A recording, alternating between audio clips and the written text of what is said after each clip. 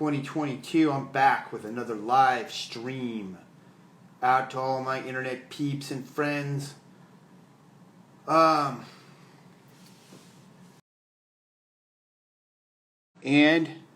what I have in front of me again is just another painting I started last year and never finished. And this painting is very close to being finished.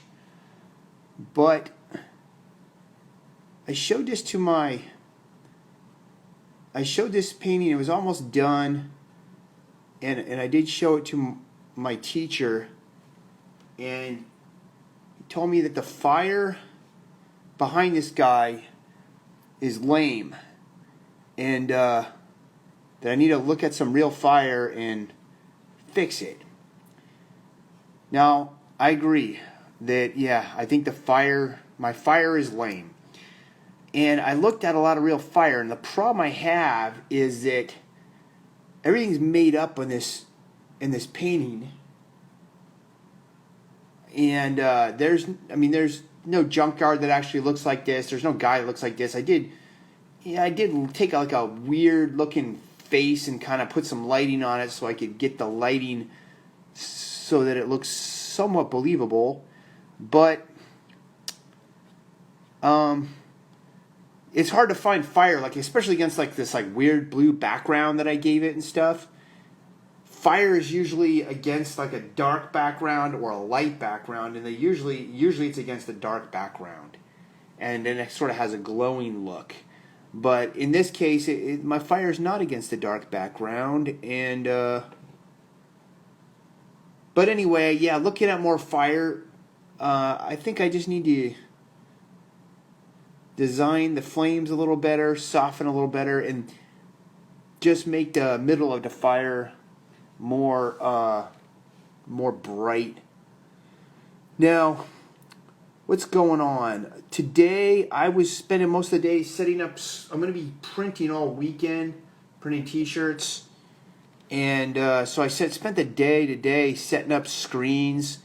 The last couple of days, I was doing a lot of tests, exposure tests and such, because I'm shooting for a higher level of detail in my printing than I've been doing in the past, and I did get it. I got the new screens that I did for this next run of shirts that I'm going to print up.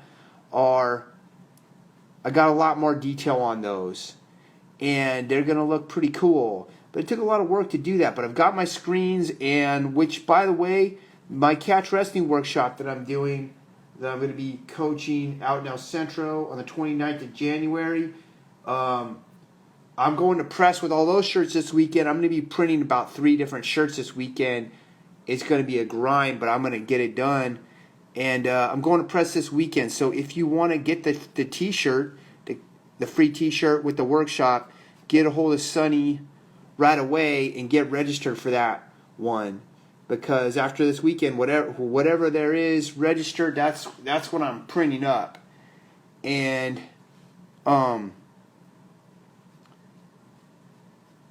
from there, I had lost my train of thought. I was thinking about this fire, so I forgot what I was talking about. But I was talking about I was gonna print some shirts. I'm printing shirts up this weekend, aiming for some more detail. Was doing a lot of tests to get even trying to perfect my washout technique and such. I'm trying to think where to go with this painting at this point. I mean, it already looks. The problem too with the fire is I don't want the fire to pull too much attention away from the guy. So right now it's too much activity, but that's okay. All right, so what I've been talking about the last couple live streams, the topic has been why I believe everyone's comic books, why they believe the market, the investor market of the comic book industry, the investment side of it, the people that buy comics as investments, that speculate on books and look to hold these books and sell them.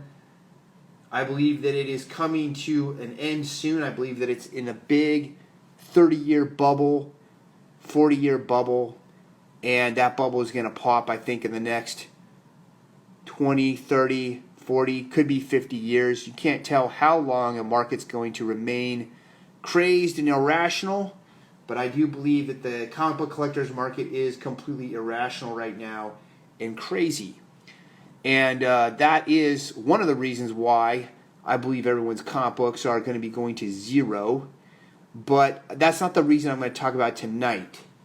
I'm going to talk about the next reason, and basically I'm going to address is the issue of scarcity. Now, one of the reasons a collectible comic book goes up in value is because it's scarce. And there's a real scarcity when it comes to books that were printed in the Silver Age and the Golden Age, because people weren't really collecting them at that time. They were seen kind of as trash, as for kids. They were they were published in these archaic manners that I talked about in the first installment of this series, and these comic books were just they were thrown out, they were treated badly, and there's a real scarcity. There's not a lot of books from those years. Like, there's Action Comics #1 is actually extremely rare, and especially the ones in good grade. Even comic books like Amazing Fantasy 15, the first appearance of Spider-Man, is in fact, there is rarity to it. Now, what we're seeing, though, in the collector's market in comics, if you're paying attention to it, is record high numbers for lots of more modern books, 90s comics. First appearance of Deadpool is at insane numbers. It's in the, copies are going for $3,000, $4,000. There's people that are crazy. They're saying, oh, this comic's going to go to $10,000, and maybe it can, maybe it will, because you can never underestimate how irrational, how emotional people will be when it comes to this type of speculation stuff, when it comes to gambling their money. But, books like the first appearance of Cable, even books like Spawn #1 that was, and Jim Lee's X-Men 1 and all this kind of stuff like that they're selling at very high prices. And most of these books are not rare. Okay, that is the fact. They're not rare. They're not scarce. New Mutants 98, first appearance of Deadpool, it was printed almost, I think the print run was close to 300,000 copies. That's a lot of copies. And this wasn't, these books were predominantly sold, a lot of them, well, not predominant, many of them were sold through comic book specialty stores and purchased by collectors and speculators, even at the time that it was coming out, that put them in poly bags and saved them. And to this day, there are hundreds of thousands of them in existence. There are, if you go onto the CGC census, books, New Mutants 98, there's over 14,000 of them that have been sent in, graded, sent back. 18% of those 14,000 comics have the signature series. So that means somebody had somebody who worked on the book sign it and had it witnessed, or somebody had it signed and witnessed by the third party, and they had it graded. I mean, 18% is a lot. This is a lot of speculation. And the reality is, so people go, well, there might be, 100,000, or, that 300,000, there might only be 100,000 left, because there were people from my generation that had bought all these books in the 90s and speculated on them, and by 2010, 2008, these books had no value. And they thought, oh, I messed up. Like, these books, they don't have value. They're never going to. The print runs were too high. And they went to try to sell them, and nobody was interested. They couldn't sell them. And so they threw them out. They recycled them. They donated them to, thrift stores or whatever. And that's true. I know. I had a friend that I know in jiu-jitsu that had a fairly large 1990s collection, and around 2009, 2010, he literally recycled the whole collection and told me because he was frustrated because he couldn't get any money back on that collection. Well, if he had it now, he could have, but there's no way to know that. And so, getting back to the point though, was there enough people that did that though to bring the numbers down to make these books rare? And the answer is no, there's not. Especially like a book like Spawn #1 that sold in the millions of copies. These books are not rare. And so because they're not actually rare, they don't have a real value. And let's see who's in the chat. What's up, Greg? Good to see you, bro. Anomalous just dropped by. Dude, I watched your podcast with the NXT dude. That was killer, man. And the #1 podcast. Check out my buddy Jake's podcast sometime, the #1 podcast. Anyway, that's all I recognize right now. But thanks for stopping by in the chat, whoever's still around. Getting back to what I was talking about. So, I was explaining that none of these 90s books are actually rare. So, why are they going for such high prices? And I will explain that right now. I tell you this. I have literally been at a convention. And back when New Mutants 98 was at around $200. And that's when I sold my copy. And I have absolutely zero FOMO whatsoever about the fact that I sold that book at $200 and now it's at $3,000. You want to know what? I don't care. You know why? Because I'm not a beginning level amateur investor. That's mentality. That's sissy mentality. What the wimp investor does is they have something they bought, goes up in value, they realize the value's there, they sell it, and then after they sell it, it goes up more, and they're upset with themselves or disappointed. Well, yeah, if you can't come up with any other investment ideas, if you can't come up with any other ways to compound that money and make it earn more for you, then you would feel that way. But if you are a confident investor and you believe in yourself and your ability to come up with another idea and find another place to put that money and make it earn for you, then there's no FOMO when you bought something for like $1.50 and you sold it for $200 and it still goes beyond that when you sold. So anyway, that's a sidetrack. Why did I even go on that rant? I don't know.